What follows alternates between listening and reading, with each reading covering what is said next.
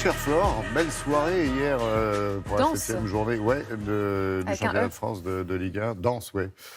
Et puis une surprise, enfin plusieurs même d'ailleurs.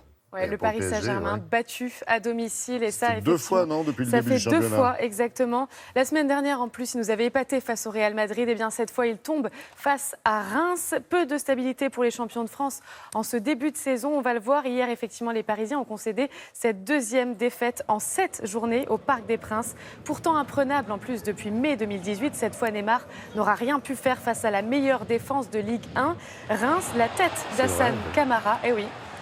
Et puis le retourné acrobatique qu'on va voir de Boulaïdia, 2-0 pour les Rémois. Ouf, ouais, il est beau quand même, hein. On a apprécié. Mine défaite aussi pour Jean-Michel Aulas, début de saison décidément difficile pour l'OL face à Brest hier. Ils ont concédé le nul, 2 buts partout. C'est Moussa Dembélé qui avait ouvert le score pour Lyon. 1 minute après, réaction immédiate de Brest avec Yoann Cour. Puis Maxwell Cornet reprend de l'avance pour Lyon.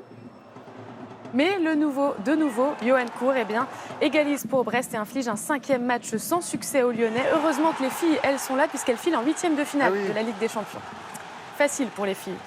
Et puis pas mieux pour les meilleurs ennemis des Lyonnais, les Stéphanois hier. Et oui, des mines défaites également. 4e revers en 5 matchs face à Metz hier, qui glane son premier succès dans le chaudron de Geoffroy Guichard. C'était pas arrivé depuis 1995. Grâce à cette tête d'Habib Diallo, les Verts voient noir et ils plongent à l'avant-dernière place du classement. Un œil sur les résultats. Les Lyonnais sont 11e, le PSG reste premier à égalité avec Angers, puisque vous voyez... C'est ce que j'allais dire, ils ont gagné. Exactement, Angers. Ils ont gagné 2-0 face à Toulouse. Doublé de Rachid Alioui, pardon. C'est pas facile parce que je suis ardennaise, on dit oui chez moi. Ah oui. À la 3e place, on retrouve Lille qui a battu Strasbourg avec le même score 2-0 grâce à Victor Osimhen, la nouvelle recrue nigériane géniale de Christophe Galtier, et à Loïc Rémy. Dites donc, il y a du mouvement et de l'intérêt quand même à suivre ce championnat pour la tête du championnat et pour le podium. C'est vrai que Angers surprend. Et même pour le fond, les Stéphanois relégables. Oui, c'est pas la peine d'assister. Je suis du centre. Si vous êtes des Ardennes, moi je suis du centre. D'accord, mon petit. Alors, on peut parler de cyclisme aussi parce que les championnats du monde, malgré les averses, ou plutôt les torrents de flotte qui leur tombent dessus, les championnats se poursuivent quand même. Oui, alors il était très attendu hier. Eh bien, il a répondu présent. Rohan Dennis peut être fier de lui. Vous allez le voir, cette image. Très tendre, il embrasse sa femme et son enfant. Il a survolé le chrono des mondiaux hier en Grande-Bretagne. L'Australien de 29 ans à gauche conserve son titre à l'issue des 54 km sur un vélo sans marque. Et oui, improbable. Il y a 2 mois, pendant le Tour de France, il avait dû abandonner à cause d'un conflit avec son équipe Bahrain Merida. Et sur la 2e marche du podium hier, c'est le prodige belge de 19 ans et déjà champion d'Europe du chrono, Remco Evenepoel. À surveiller. Ouais. Et si ce n'était pas la soirée du Paris Saint-Germain version foot hier, ça l'était version handball. On va le voir, les Parisiens en bleu qui continuent leur sans faute, 4e victoire en 4 journées.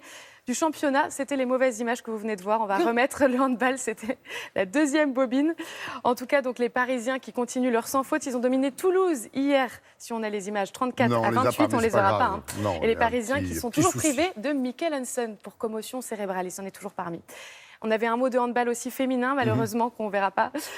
Du coup, c'est les filles pour la qualification à l'Euro 2020 qui ont, elles aussi, bien débuté face à la Turquie. Le score final, c'était 38-17. On verra peut-être les images plus tard. Et puis, la dernière chose, on est resté sur le handball, Laurent.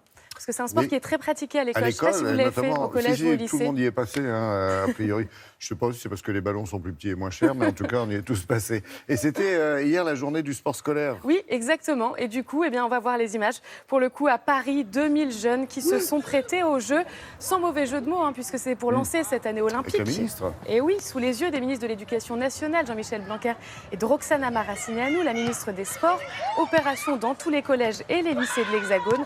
Près de 800 000 jeunes sportifs ont pu découvrir des disciplines.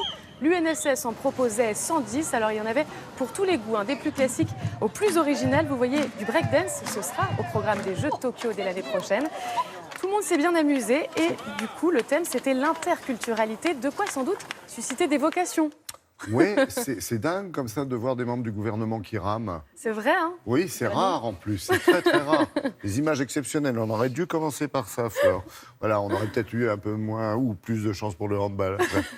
Bon, passez quand même une belle journée, puis on vous retrouve à 8h dans le journal de Julien Benedetto pour une page complète effectivement du sport. Et vous verrez ces images sans doute de handball avec le PSG et puis les filles aussi qui sont allées faire un beau début de parcours en Europe. Merci beaucoup.